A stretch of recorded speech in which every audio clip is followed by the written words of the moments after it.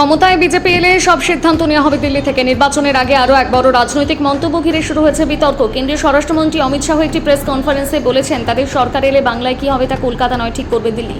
দুর্গাপুজো থেকে শুরু করে খাদ্যাভ্যাস ও সাংস্কৃতিক অনুষ্ঠান সবকিছুর জন্যই নাকি দিল্লি থেকে অনুমতি নিতে হবে।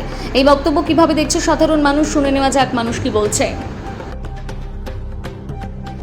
অমিত শাহ দিল্লির বা আমাদের ভারতীয় সরকারের স্বরাষ্ট্রমন্ত্রী, তার এই সিদ্ধান্তটা কোনো মতেই পশ্চিমবঙ্গবাসী হিসেবে আমরা মেনে নিতে পারলাম না।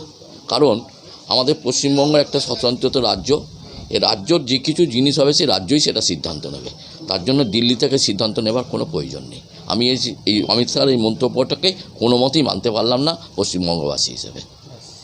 আমাদের দুর্গাপূজা আমাদের আবেগ ও ঐতিহ্য, এর জন্য দিল্লি থেকে অনুমতি নেওয়ার কথা তো প্রশ্নই আসছে না। ঠিকই নয়, এটা আমাদের সংস্কৃতি আর হস্তক্ষেপে হচ্ছে আর কি।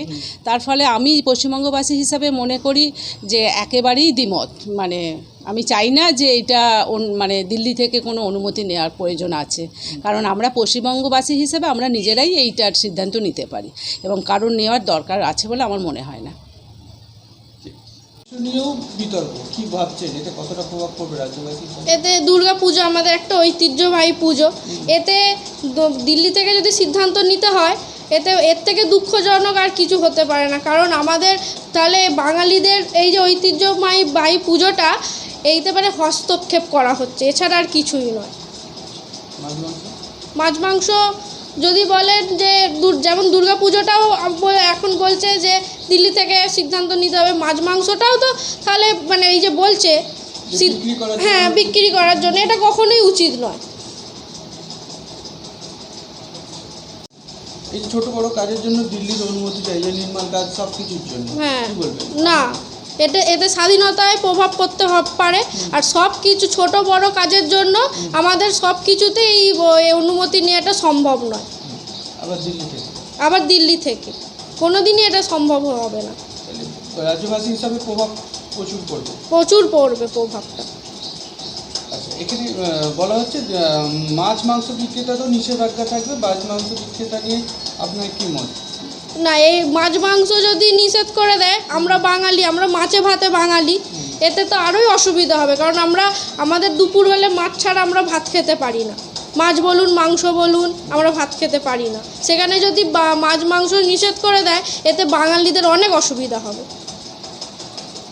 এটা তাহলে দিল্লি থেকে সিদ্ধান্ত নেওয়াটা উচিত নয়, একদমই উচিত নয় দিল্লি থেকে সিদ্ধান্ত নেওয়াটা।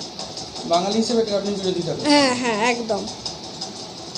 এটা কখনোই সম্ভব নয়, কারণ আমাদের পশ্চিমবাংলা এখনও কিছু মানুষ আছে যারা এমনি সামনাসামনি লোকাল কাউন্সিলর বা থানা পুলিশ বা যেতেও তারা ভয় পায়, এবং দিল্লি তো দূরের কথা।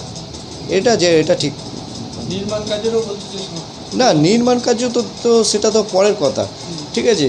স্থানীয় যারা আছে তাদের কাছে গেলেই কাজ হয় না, আর দিল্লিতে গেলে কি করে কাজ হবে? তাহলে তো মানুষ যেভাবে আছে তার থেকে অনেক নিচে নেমে যাবে। কি মনে করেন, রাজ্যের সিদ্ধান্ত কি রাজ্য থেকে? হ্যাঁ, একদম রাজ্যের সিদ্ধান্ত রাজ্যেই থাকা উচিত, ঠিক আছে। দিল্লি আমাদের বেঁধে দেবে সেটা আমরা কখনোই করবো না।